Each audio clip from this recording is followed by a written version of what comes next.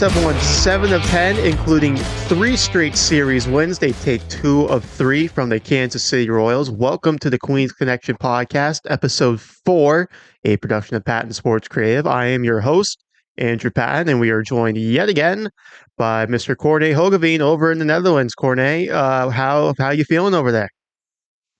Excited about this ball club, 3 straight series. Tremendous. Oh, definitely a good series. And let's just not waste any more time. Let's jump right into it because the Mets welcomed a red-hot Kansas City Royals team to New York, a team that had won 7 straight, including a 4-game sweep over the White Sox and a 3-game sweep over the Houston Astros. And this was an offense that was flying high, but on Friday night, the Mets pitching staff was able to shut them down, and that was, of course, led by Luis Severino, who picked up his first win as a Met. Just a couple innings in this game where the pitch count got a little high, but overall, I thought Luis Severino threw the ball very well. Really loves his fastball. We've seen that at the beginning of the season.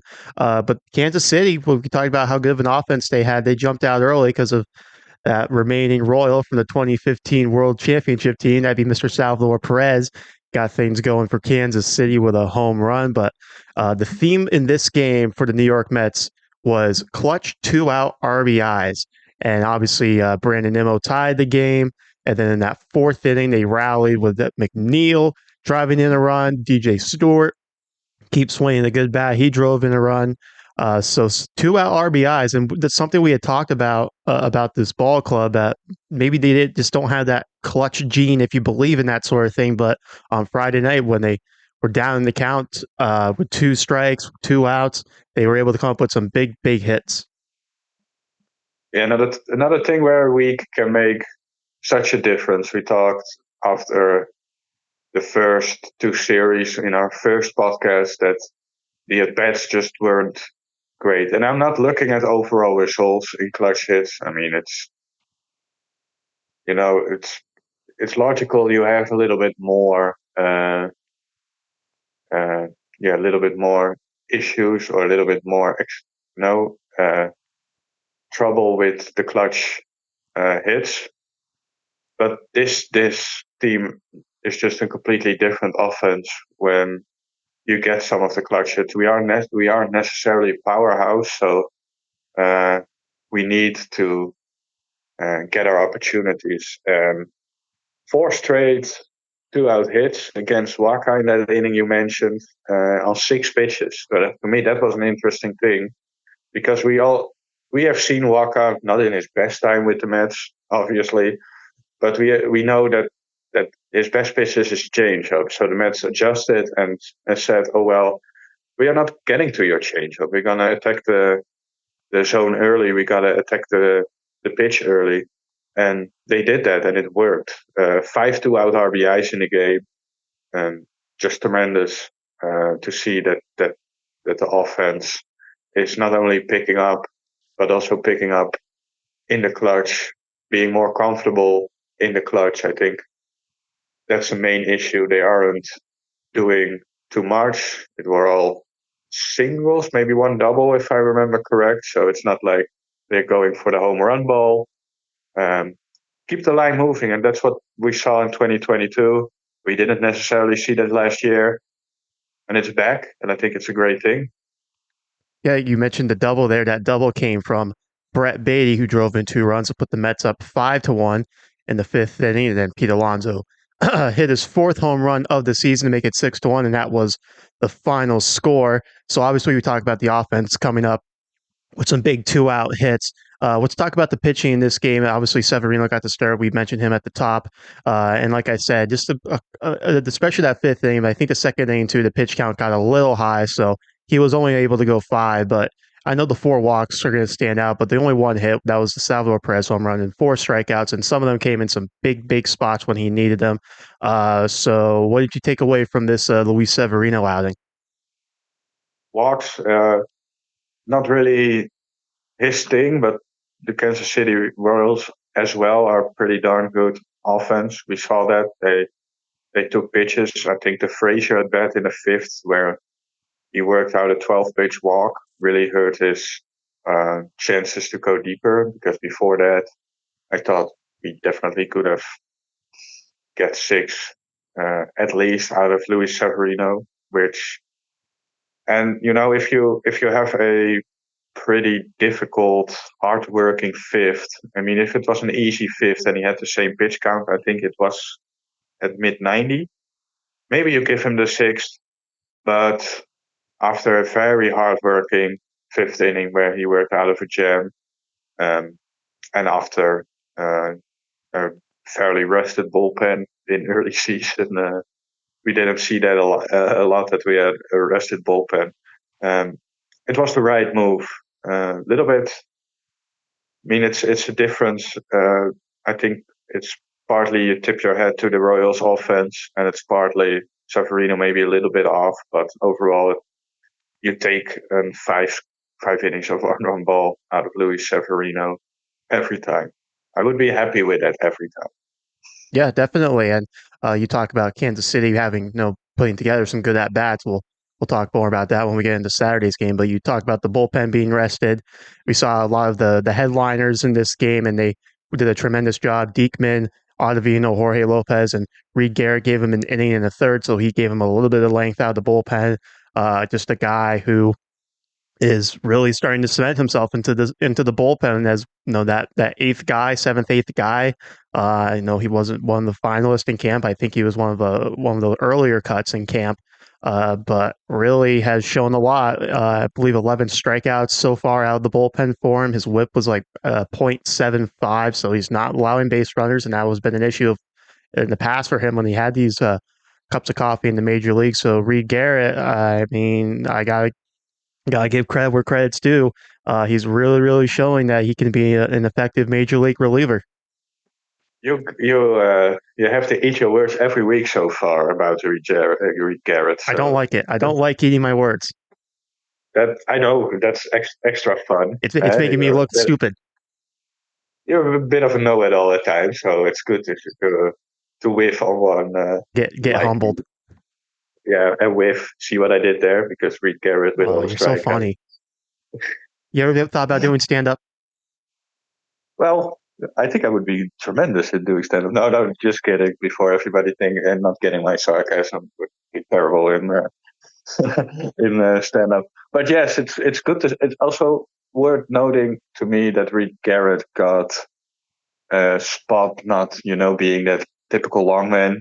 Get us 3 innings. He got a spot where um he needed to keep the lead as it is, and he did. So I think that's worth noting that Mendoza, with the lineup and with how he uses the bullpen, um, players who are doing well are getting moved up in the lineup. I think that's pretty darn good to see. And also relievers who are doing well are getting moved up. Reed Garrett right now is not our long man. He probably could pitch 1, 2 innings when you need him, but I think other guys like Tyler J was in this series and Cole Sulser, those guys are now the long man, and Reed Garrett starting to move up a little bit more to another, middle relief option for Mendoza, and I think that's great to see. Yeah, like I said, you gotta give credit where credit's due. It's a guy who's been bouncing around in his career, hadn't really shown much success at the major league level. Did have a couple good outings with the Mets last year when the Mets picked him up off waivers, but like I said, I think in our last episode, you get a good one, but then the next two or three were pretty rough. But now he's starting to find some consistency here, and maybe that's credit to David Stearns, Jeremy Hefner, and all those guys. Put him in the pitching lab. Say, hey, throw this pitch more often, and maybe that's Exactly. what's having success. Yeah, like I mentioned last time, he throws his slider, which actually was a pretty good pitch last year. It shows it more, which sounds easy, but um, we never used to see a guy with a 96, 97 mile an hour fastball, use his fastball less because, oh, that's a pretty darn good pitch. But his slider is his bread and butter. His splitter has actually been tremendous too. The secondary stuff has been very good, and he's using that more. Um, which is a good thing, and which obviously is a little bit different of what we were used to see from Reed Garrett, and it works so far. Obviously, you're gonna get a bad outing at some point from Reed Garrett. He still has a little bit of that control problem at times. We saw that last year, like you mentioned. So those outings are gonna happen. But right now, he has shown enough great outings, enough whiff rate to be another middle relief arm. And yeah, the bad outings are gonna happen. So far, he has been lights out, and he showed it again on Friday. Yeah, you talk about just having a bad outing come up eventually. So I guess that's a good segue into Saturday because not the best day for Sean Manaea. Came out, the Royals got a run in the first inning, but the Mets responded with three. So you're feeling pretty good about the way the offense is rolling. But Kansas City came back in the second and put up a three spot to go up 4-3. The Mets would eventually tie it to make it 4-4, but then Kansas City in the fourth inning that really started to come apart for Manaea. They put up a four spot in the fourth, and they tacked on a couple runs throughout the game, one in the fifth, two in the sixth. But give credit to the Mets; they did fight back. They made it interesting late. The Mets were able to scratch out a run in the sixth. They scratched out two in the eighth. They got some base runners late in the game. Unfortunately, guys couldn't come across. It was a two-home run day for Alonso, so we should talk. We can give him his flowers. Starling Marte also went deep, so that was very good to see. But unfortunately, the headline for this game was just Sean Manaea not having his A stuff as he went 3 2/3, 9 hits, 8 runs. Only two were earned because there was an error by Starling Marte in this game. But the three walks is not going to help. He did have four strikeouts, but just a day where Sean Manaea did not have his good stuff. He didn't have his good stuff, and the Kansas City Royals showed why they're red hot because early on, I mean, he wasn't Manaea wasn't as sharp, but I think the Royals had two hits of a pretty decent changeup from Manaea, and they hit it well. So they were also fairly patient with two strikes. I mean, there were some non-competitive pitches, but there also were some close pitches, or at least enticing pitches that they could have swung over. But for a young team, they showed a lot of patience and good at bats against Sean Manaea. One thing that was worth mentioning about Manaea is this, like the changeup I mentioned that got hit a little bit. It was the pitch that in his last outing he said he didn't really have a feel for it, so he actually didn't throw it. Oh yeah, almost none changeups in that start before this start, so that was a little bit interesting to me that he didn't have a feel for it last time out and it got hit a little bit this time. So hopefully he can find a tweak with that changeup. So I think the changeup is a pitch we're definitely gonna get my eye on in his next outing to see if he adjusted, because if he has to ditch that pitch for a while, that obviously makes his full arsenal a little bit worse. So that to me that was interesting that now two outings in a row the changeup wasn't working for him. Does that give you any concern about Manaea? Because obviously he came out, guns ablaze in that first start against the Tigers. He pitched he pitched well against the Reds, but obviously it wasn't at the same level. Like you said, the changeup he was eluding him in that game, or he just didn't throw it at all. But there was some traffic on the bases, so with some walks and everything. And then in this game, like you said, it's a good young hitting Kansas City team, but some pitches weren't competitive, like you said, and a couple were over the middle of the play. Is there any concerns three starts in for Manaea, or is it way too early to start kind of saying like, I don't know, that maybe that first game was a fluke? Um, no, there aren't necessarily concerns. It's more like I said that I noticed that the changeup got hit, and yeah, following up that start before where he just didn't throw it as much because he didn't have a feel for it. That's on the other hand, Manaea has adjusted well since last year with adding new pitches, adding with some velocity. Jeremy Heffernan is smart enough with Sean Manaea to figure it out if it's a real problem or if it's just a feel thing. Right now, I have to feel for the changeup and it will come back. So it's not overly concerning. It's one start, like I mentioned, against a good ball club. Obviously, it wasn't a great start, but the Marte messed up fly ball.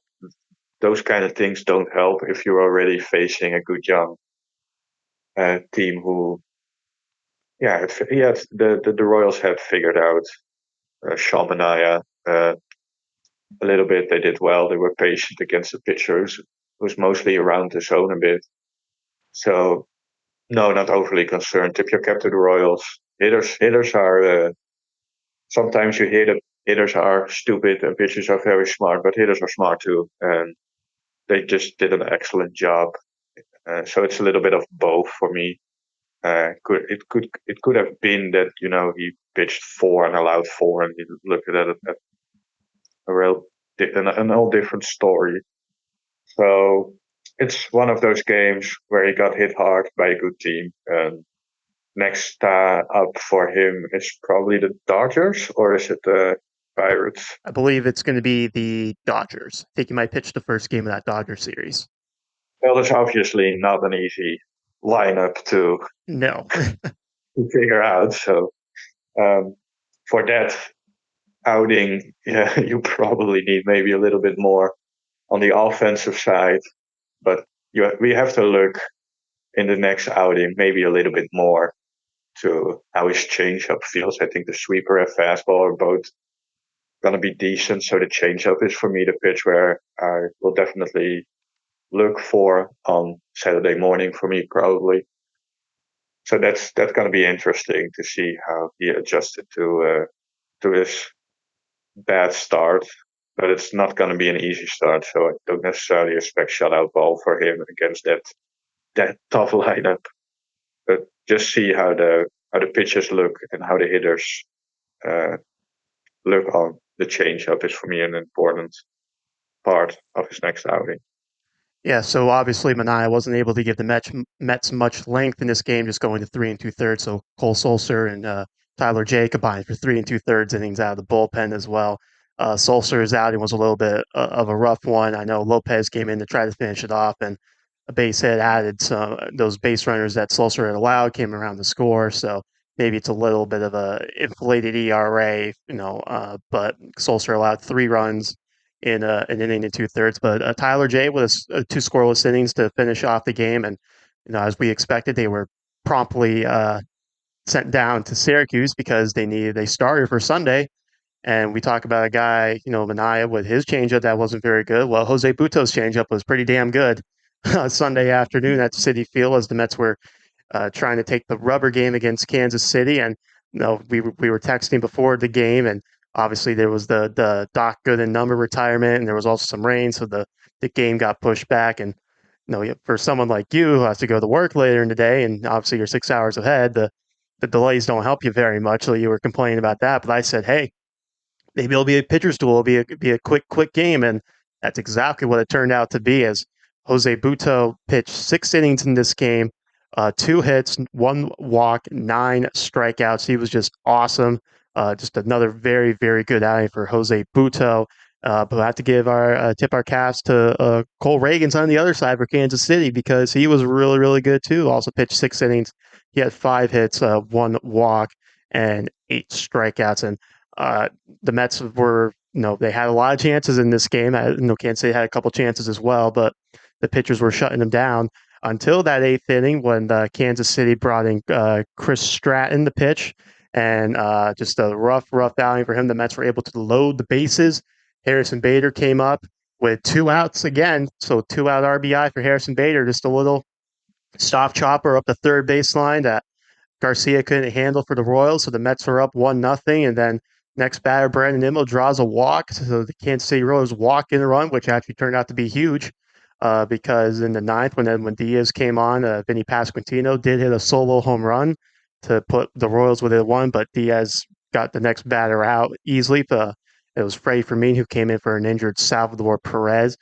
So the Mets were able to take the rubber game 2-1 over the Kansas City Royals. And let's talk about Jose Butto because this is a guy I think we were both in favor of getting that fifth rotation spot at the end of spring training. I mean, it's easy to say, oh, you guys are saying that now because Jose Butto's pitched really well, but no, we were big on Butto from the beginning. McGill obviously got off to a good start in spring training, but as spring went on, he kind of started to I don't want to say falter, that's not the right word, but the walks, the base runners started to become an issue. That was never really much of an issue with Jose Butto, but Butto was the odd man out. He made the spot start in the doubleheader and pitched really well in that game. And then obviously he came up to get this start and pitched really, really well. A nice tribute to Doc Gooden for the kind of outing he had. So Jose Butto, when Tyler McGill comes back, because he eventually will at some point, probably before Kodai Senga, Jose Butto needs to stay in the rotation. And there's always been the talk that they were thinking about Butto being the long man out of the bullpen. I think if you're going to move a star to the bullpen, it might have to be Tyler McGill, or if you just want to send McGill down to Syracuse to start down there, I think those are the two options on the table. There's no way, unless Jose Butto completely falls off a cliff, that he should be coming out of the rotation.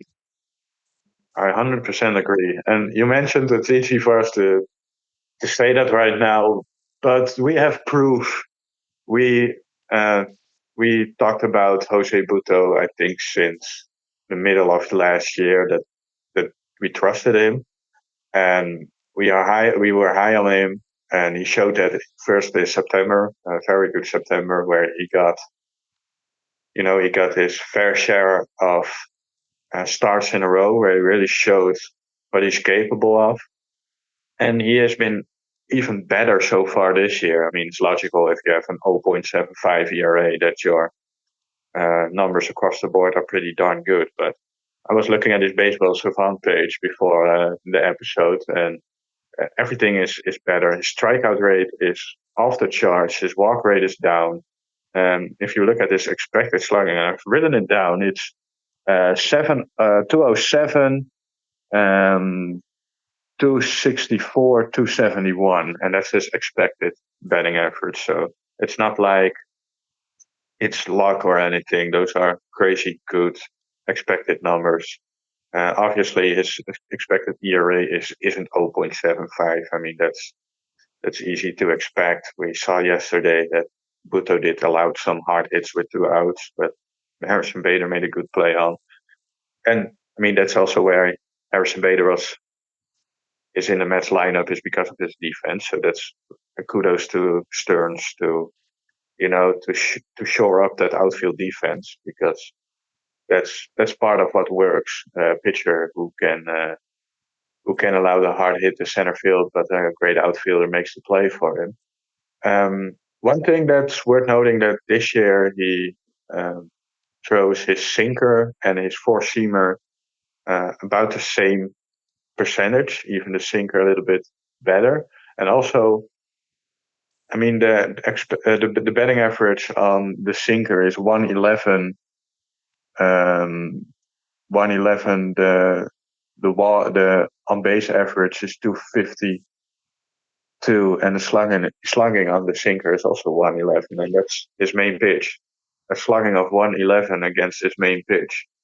So his fastball is what works. Yeah, and he now uses two type of fastballs, and they both work tremendously. So lots of great things to see from Butto, and that's just the fastball.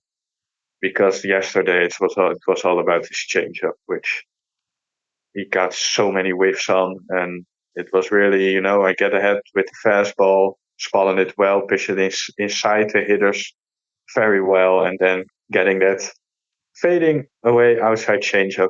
Also, again, talking about it, it sounds so easy, but that's tremendously difficult, and it looks like he almost at changeup he spotted that exactly the same way a lot of times, below in the zone when it comes out of his hand and then dips under. And he did that so much yesterday. And his control of that changeup was so, so good. It was tremendous to see. And yes, Butto over McGill. Nothing against Tyler McGill. He will get his fair share of opportunities this year if he's healthy. But Butto, since September last year, when he gets his starts, to me has shown that he's capable of being a very good middle rotation arm, and he should definitely be a big part of the rest of the year. Obviously, if he keeps pitching well, Yep. that's logical.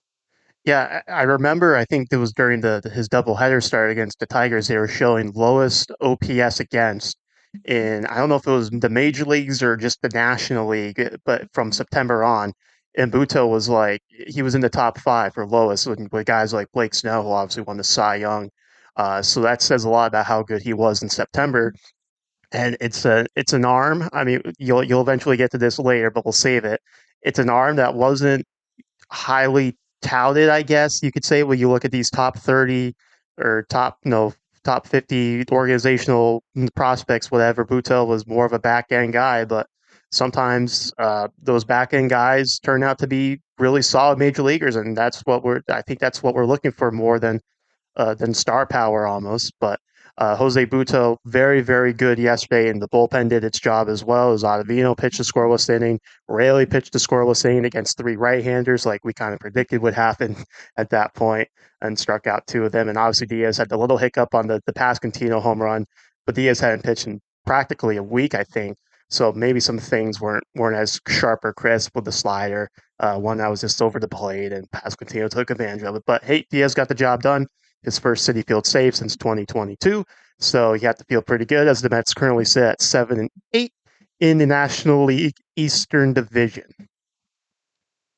Yes, and um, the Mets have had a very difficult schedule. I saw that they have a combined 47. The opponents have a combined 47 and 27 record. So that we are 7-8 after an 0-5 start against that type of competition. And like we mentioned last podcast, it's not getting easier with the Pirates, who I think are 11-5, and the Dodgers after that.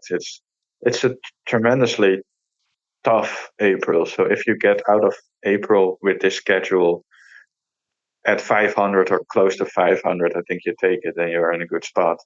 Especially after going 0-5, winning three series against the Reds, Braves, and Royals, three pretty darn good ball clubs who all are, yeah, I mean, all have at least 9 wins so far, so are all above 500. It's it's tremendous. This team is after that bad of a start, it's showing its capabilities.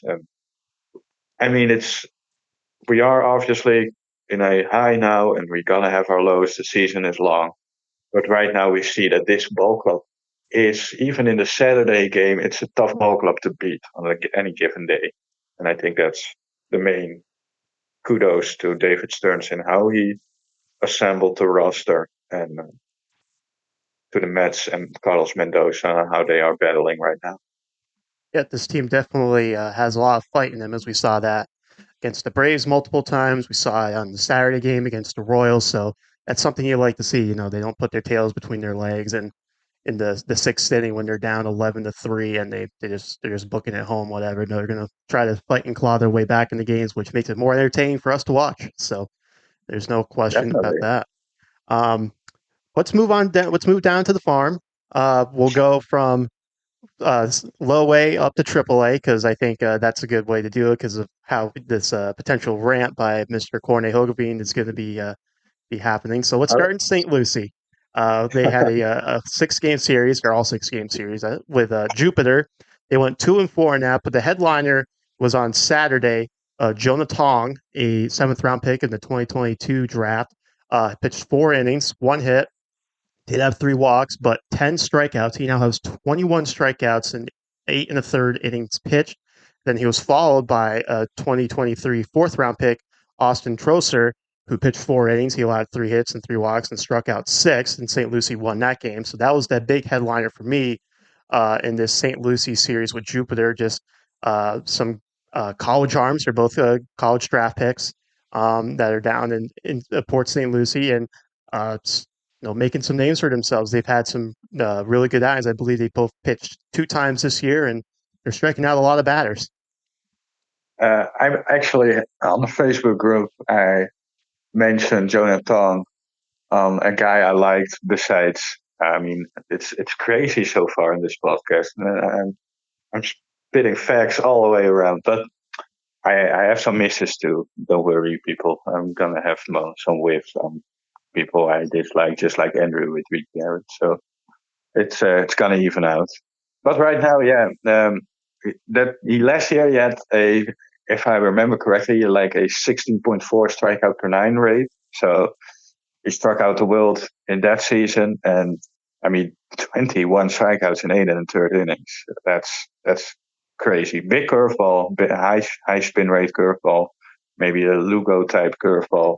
20 years old, Canadian. So um, it's a guy uh, who hopefully, with all, I've mentioned this before, we have so many good young arms that get the headlines. Christian Scott, uh, rightfully so, Mike Vassell, all the guys who are a little bit higher up in the ranks. And for some, I'm gonna going back on it later in this podcast, but these arms, Felipe de la Cruz, I mentioned last week, those are arms that also could be a big part of this organization in the future. And it's great to see that the lower ranked arms are doing so well. And um, this is another guy who is racking up the strikeouts, who is not on many people's necessarily their radar. Obviously, you have the prospect guys who have him on their radar too. Ernest Dove, shout out to him because he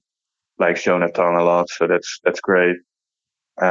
It's just great to see that this organization has so much under the radar talent, and that's that's Stearns, that's the pitching lab, that's.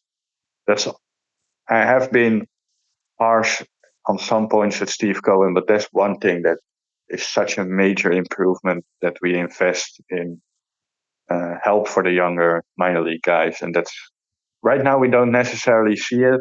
Maybe a little bit with some good bullpen work, especially, and Butto has been tremendous, but this is going to keep up in the future, and we're going to see a lot of young arms that we can use for trades.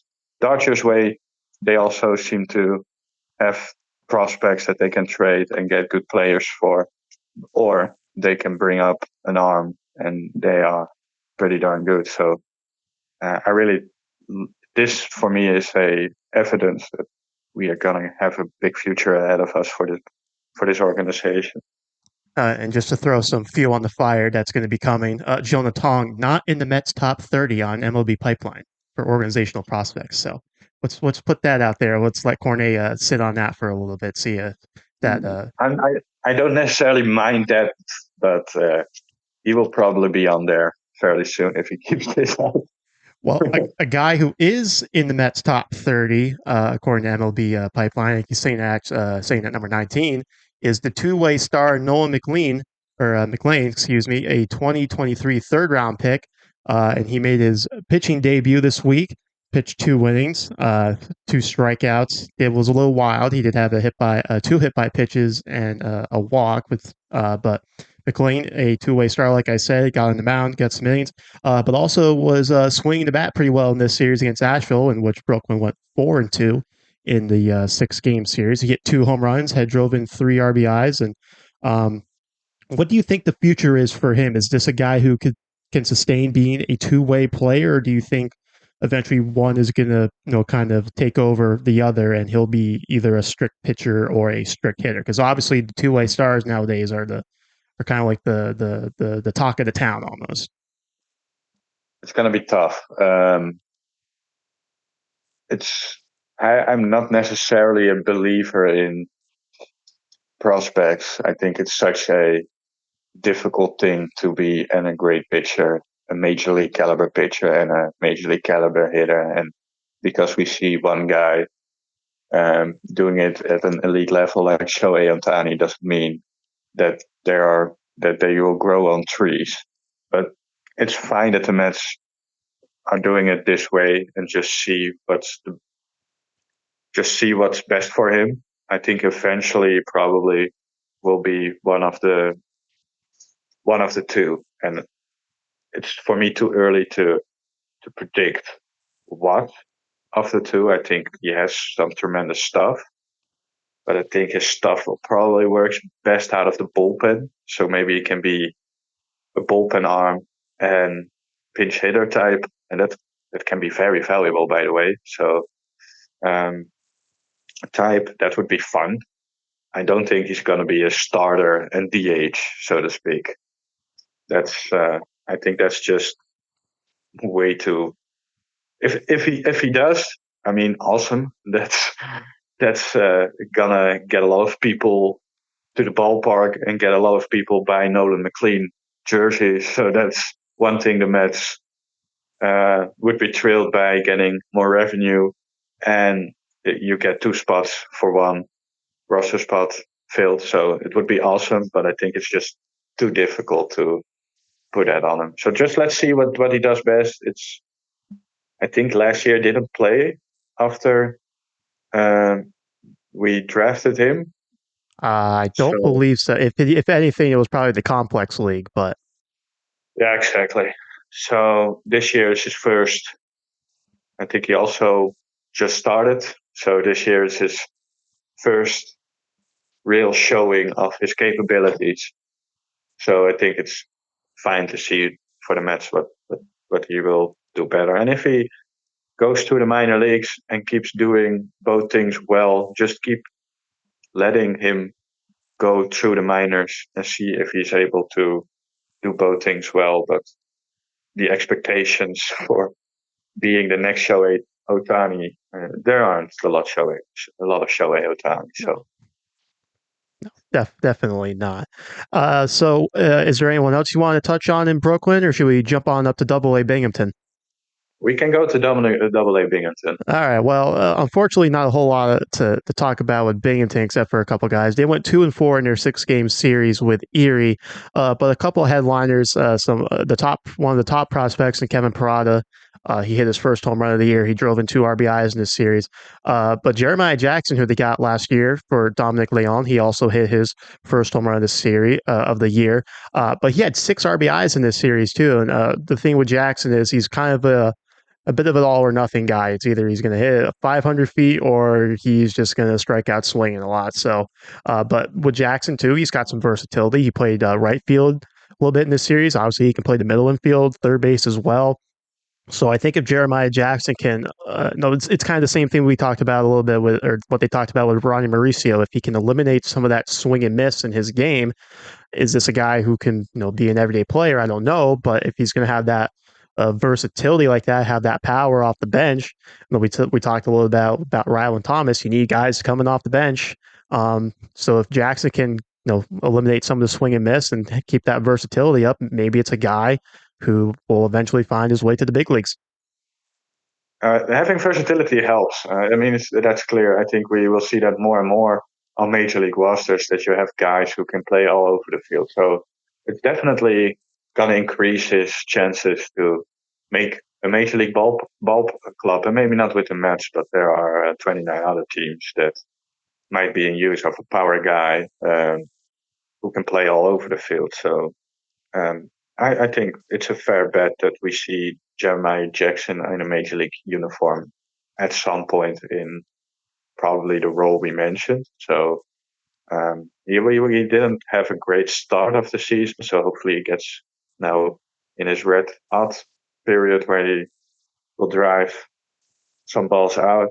Kevin Parada, by the way, after a tremendous start, 951 OPS for a guy who also lost spots on the rankings, like Alex Ramirez, who's still having a tremendous start with a 994 OPS. So two guys who didn't have a good year in the minor leagues are starting out well in Binghamton. For Alex Ramirez, actually in promotion since his time with the Brooklyn Cyclones last year. So it's great to see that those two guys who could still be a part of the Mets' future, part of the Mets, uh, young core, so to speak.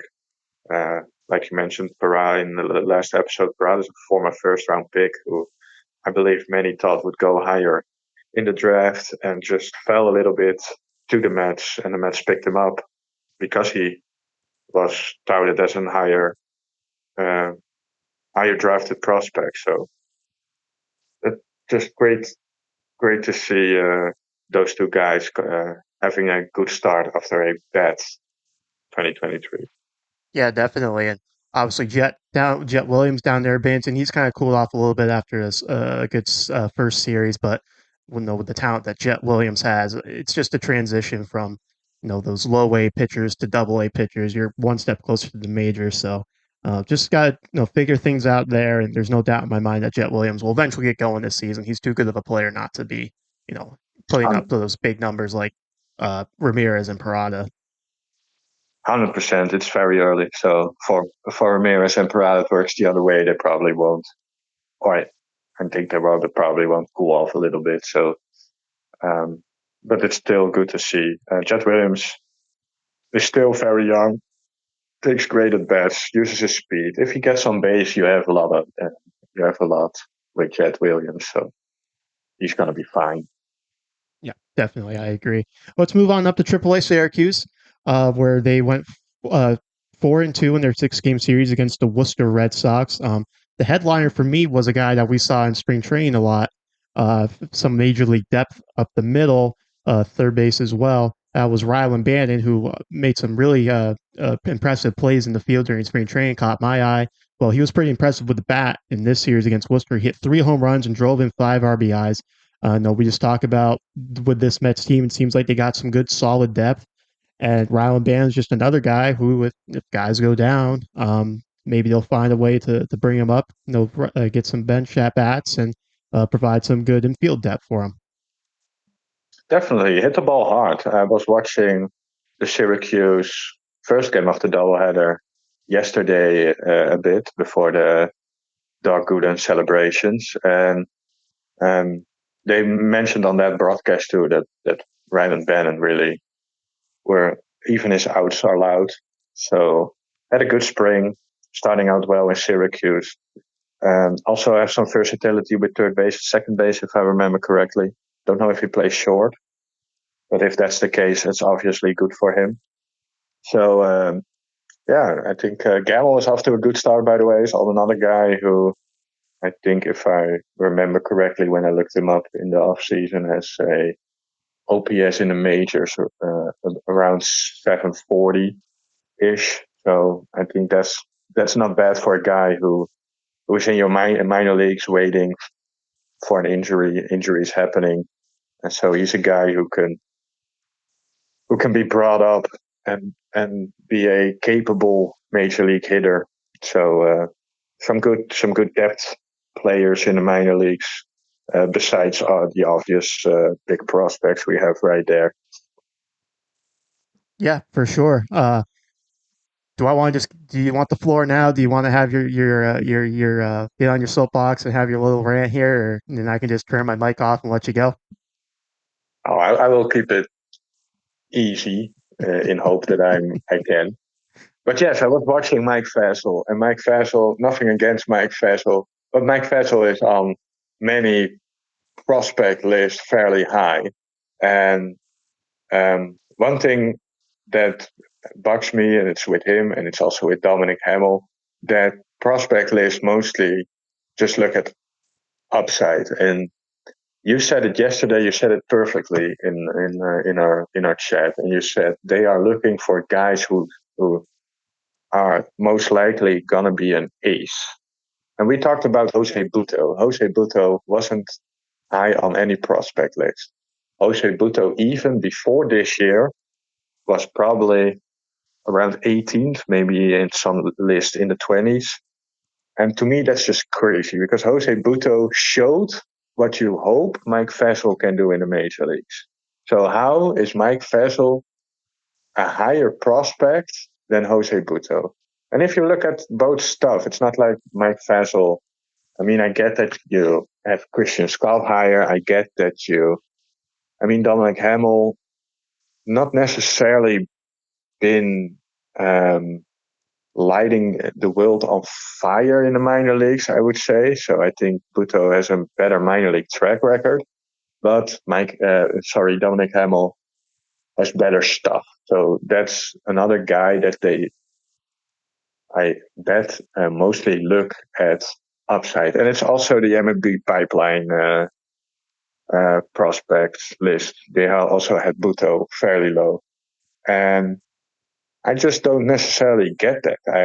I don't understand. You have a lot of arms that right now you hope can be a Jose Butto, like I mentioned, a good 3 or 4 hitter, and it tends to be seen if Jose Butto can be sustainable at that spot. I understand, but you hope that those guys have the major league success like Jose Butto showed last year.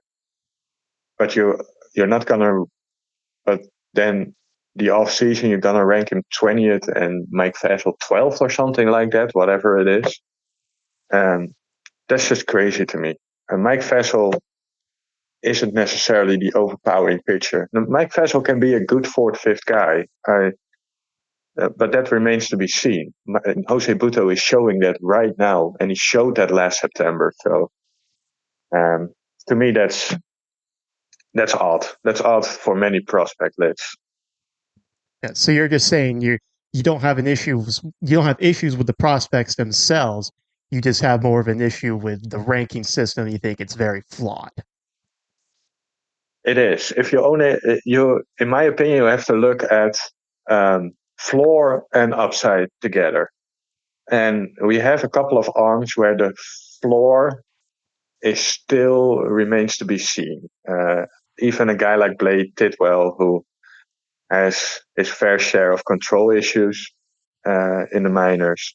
Mike Vasil has his fair share of, getting hit hard a bit. He got hit hard yesterday.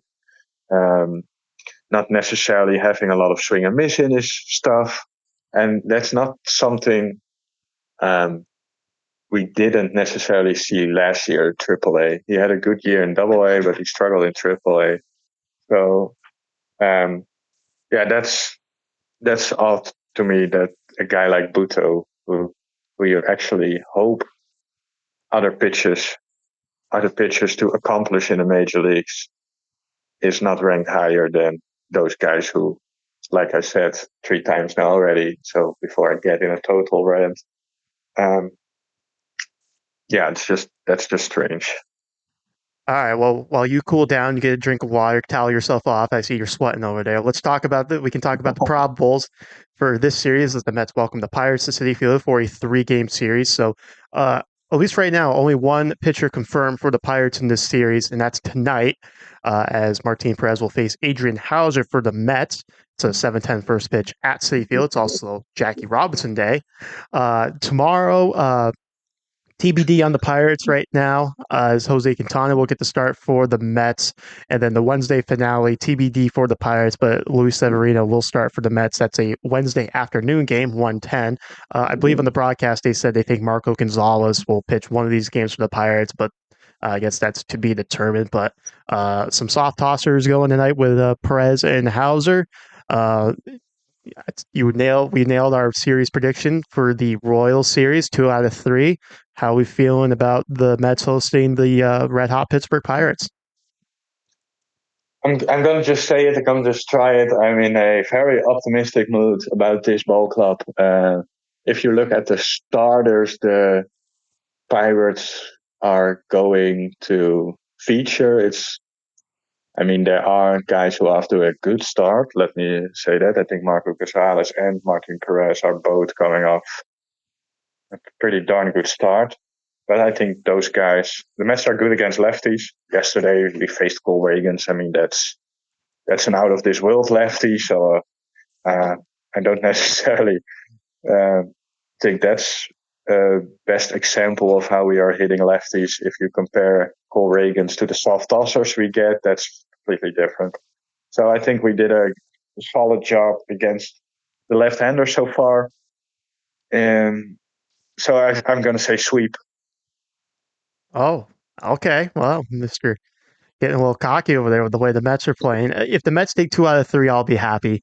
Obviously, Pitts, series win is always good, yes. but it's a prediction, and I'm just gonna go out of the limb. And we also predicted the same thing, so I thought maybe I'm gonna predict something different, which you probably don't predict. So I'm gonna say sweep. I'll take 2 out of 3. gets the Mets over 500 going to Los Angeles. I think that'd be huge. They've shown they can play competitive baseball against these good teams, and obviously Pittsburgh right now you have to say they're a good team. So if the Mets can take 2 or 3 against Pittsburgh, I will be very happy with that. Well, I think that's going to wrap up this episode as we are going to get ready for this big 3 game series with the Pittsburgh Pirates before we have some late night baseball ahead of us, which will be a struggle for me on the East Coast because, I like to sleep. So sometimes staying up late isn't necessarily in the cards for me. But if the Mets can finish off this 6 game homestand with a 4-2 record, I think that's going to be very, very positive heading into this West Coast trip against the Dodgers and the Giants. Yes, enjoy today, by the way. Yes, yes, I will. We recorded early today so I can stay on track and make my way down to Citi Field for the first time this year. So that'll be a lot of fun. I got my Jackie Robinson Day jersey ready to go. So that'll be a whole lot of fun to get back down to Citi Field and try some of those new food items that look very, very good and very, very bad for you. Yeah, you can handle it now. That's all And right. for all the listeners who are listening right now, Andrew loves it when you say hi to him at the ballpark. So give him a quick hi, talk to him. He likes to socialize Mm, at the ballpark. So yes, you could say I'm a man of the people. All right. Well, that's going to do it for this episode of The Queen's Connection, a production of Patent Sports Creative. We're obviously on Facebook and Twitter. Links to those pages are right in the description on Spotify and YouTube. And make sure to subscribe, like, get notifications, all that good stuff when we post episodes, post clips. I'm sure we got some good clips coming from today's episode, so be on the lookout for those. And thanks for listening and enjoy this 3 game series against the Pittsburgh Pirates.